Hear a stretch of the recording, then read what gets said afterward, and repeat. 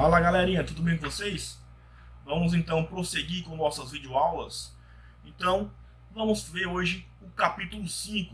Peguem o livrinho de vocês aí na página 72. Como vocês podem ver, iremos falar da nova ordem mundial, ou nova desordem mundial.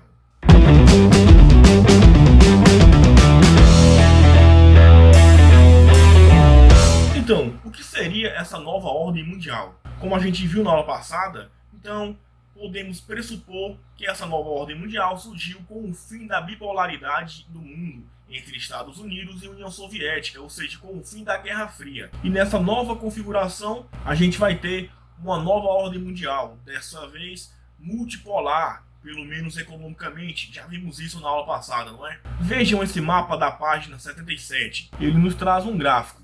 E nesse gráfico demonstra a soberania dos Estados Unidos e também do capitalismo, não é isso? Entretanto, temos outros países aí que se destacam, como a Alemanha, o Reino Unido, a França, o Japão e os Estados Unidos. E podemos ver também essa multipolaridade econômica, em que há potências primárias e potências secundárias, ou seja, emergentes, como vocês podem ver. Então a gente vive num cenário de globalização e mundialização. Já falamos sobre isso na aula passada.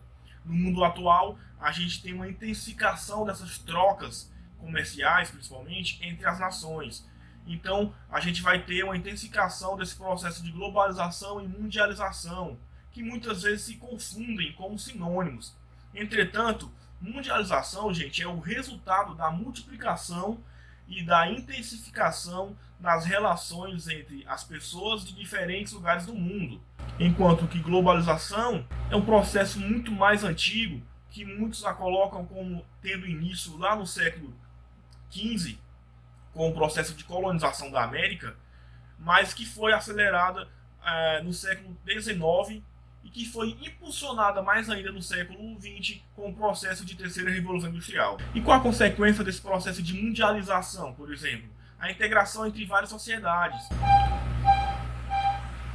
E essa integração, ela contribuiu para a atuação das multinacionais, como a gente já viu também. Está relacionada a essa dinâmica e essa evolução do capitalismo e o desenvolvimento tecnológico, em que muitas vezes a gente já entende como a atual fase do capitalismo, ou seja, esse processo de encolhimento do mundo. E quais são seus principais agentes?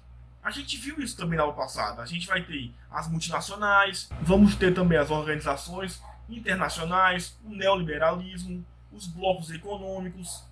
Então teríamos uma redução das tarifas ou uma livre circulação desses produtos e de pessoas. O geógrafo inglês David Harvey teorizou sobre o processo de redução do mundo. Como vocês podem observar nessa imagem do canto, em 1500, com a velocidade das carruagens e dos barcos à vela, se locomoviam a 16 km por hora. Entre 1850 e 1930, a gente tinha uma velocidade de locomoção através das locomotivas a vapor que chegavam a 100 km por hora, e barcos a vapor também que chegavam a 57 km por hora.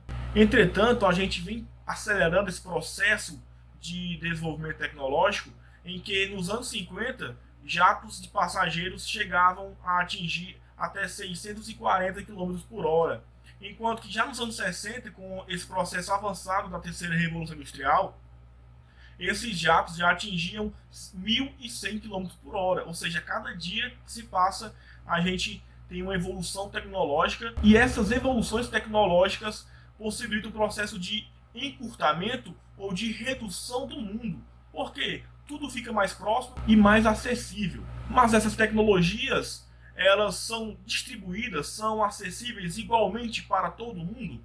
Então, a gente tem os impactos da globalização que ampliam esses fluxos tecnológicos, né? Ou seja, essas conexões são mais dinâmicas, e que sem esses avanços o processo de globalização não seria tão dinâmico.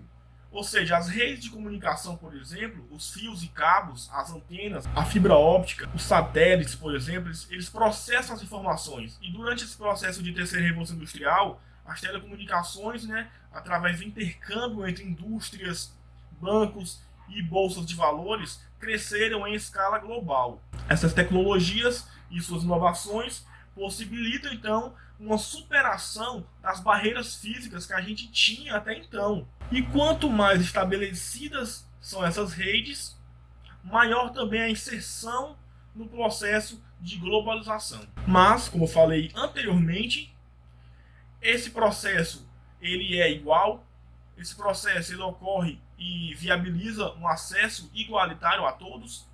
Não. Nem todos se beneficiam do advento da globalização.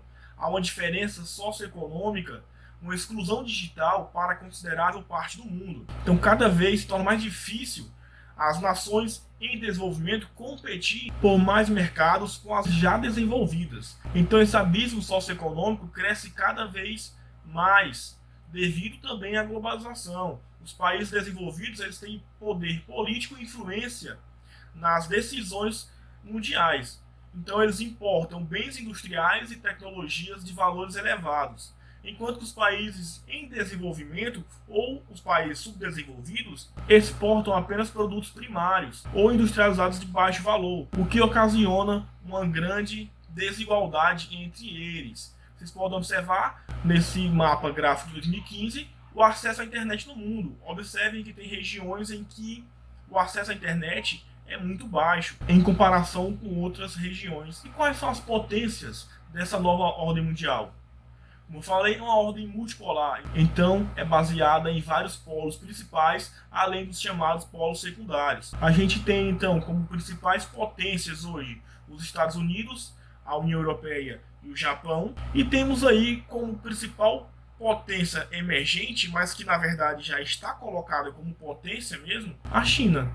Como que se deu esse crescimento da União Europeia? Como já falamos anteriormente, a União Europeia ela vai surgir após a Segunda Guerra Mundial. A gente vai ter uma paz, uma reestruturação após a guerra, que vai proporcionar uma integração política e econômica entre esses países, que começarão a se formar em um único bloco, que posteriormente será a União Europeia.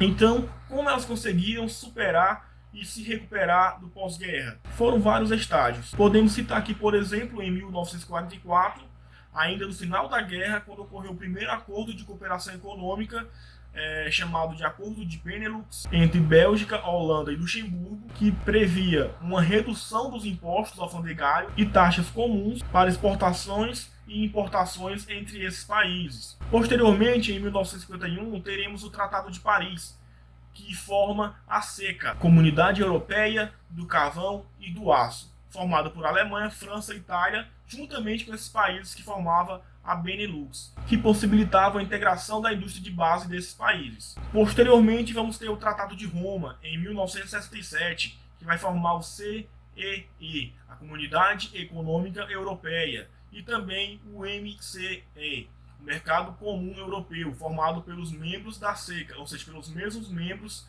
anteriormente citados.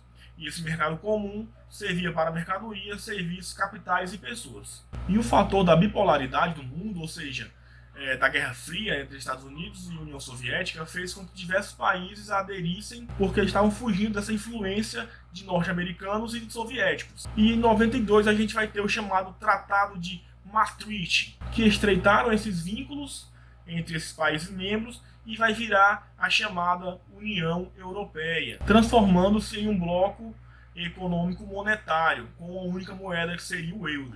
Como vocês podem ver nessa imagem, temos essa expansão e caminho da União Europeia através de datas. E os países que aderem têm um calendário, obviamente, de exigências, de obrigações decorrentes, pois só dessa forma irão receber ajuda, seja financeira através de empréstimos, do bloco. E esses países que fazem parte da zona do euro são os chamados membros da União Europeia. E o crescimento econômico da zona do euro, como vocês podem ver na página 85, tem se mantido estável, sempre na faixa entre 0 a 1% de crescimento. Só que esse crescimento, da mesma forma que falamos lá do processo de globalização, que ele ocorre de forma desigual, também ocorre aqui quando nos referimos a um crescimento da zona do euro. Ele não ocorre de maneira igual para todos os países. A gente sempre vai ter essa desigualdade promovida por esse processo de desenvolvimento. Então, a gente tem a maior parte do bolo estando concentrada em alguns países, enquanto que essa menor parte vai ser dividida para a maioria dos outros países. Então, para finalizar, vocês irão fazer as atividades das páginas 73, 89 e 90 do livro didático, mais as atividades do capítulo 5 do livro suplementar das questões de 1 a 7. Belezinha? Até uma próxima e se cuidem.